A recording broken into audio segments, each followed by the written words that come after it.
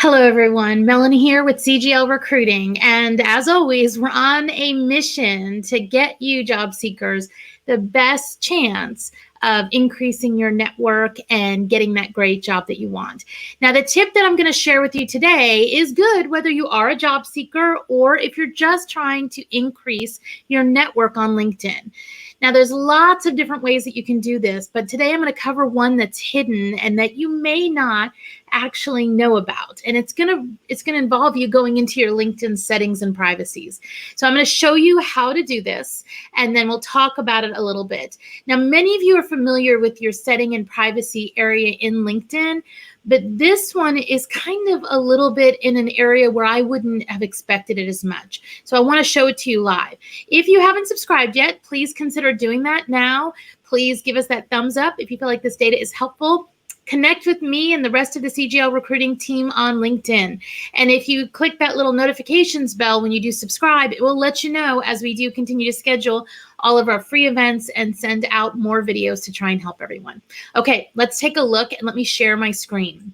So this is the main LinkedIn profile screen when I'm looking at my profile. And the area that we're going to go under today is underneath when you click on your settings and privacy. So go up to where you see your picture of you and it says me and click on that. And then you're going to go down to settings and privacy. Now in this area, you're probably very familiar with going into the area that says visibility. And that's where you're talking about profile viewing options. But for connections and networking, you're usually used to going into who can reach you. And that talks about invitations to connect and invitations in your network. This is whether you're going to let people follow you first or if you're going to let them connect right out. It's all those things to help grow your network. Now, there is one thing that's kind of hidden down in the visibility one, which I want you to double check. And let me go to that right now. Under visibility of your profile and network, if you go down a bit, you're going to see profile discovery using email address.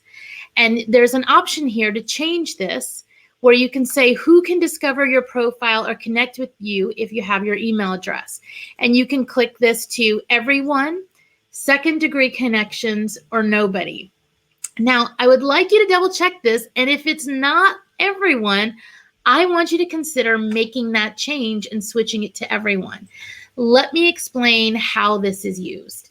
Now, remember, we have at this point in time over 700 million profiles on LinkedIn, and that's still a very small amount globally of the world. People are adding onto LinkedIn daily. And what's happening is they go out there and they connect with people that they remember off the top of their head, but they have the ability to go out and sync their contacts into LinkedIn. And you can sync it from more than one email address. So let's say the person is a business owner and they have their business email address and they also have their personal email address. Or let's say that they have two companies, they've worked for. One is their company address that they had last time and the company address that they have with their new company. Any one of those email addresses, they can choose to sync those contacts into LinkedIn. And if you haven't done that, it is something you can look into doing. When they sync those contacts, and they may just have your email address, whether or not you show up as a potential connection request for them depends on whether or not they have your email, you have this email setting on. So if you have this turned on that everyone can do it, then anybody, people that you may not already be, even think about being on LinkedIn or who haven't joined yet on LinkedIn, will have the ability to send you a connection request because they have your email. Now, don't panic because this doesn't mean that you have to accept every connection request, right? So if somebody out there gets your email address because it's posted somewhere and it's not a person that you want to connect with, or it's a company that's just trying to send you spam, whatever, you still have the ability to either choose to accept or decline that invitation, or ignore, I should say, is the term.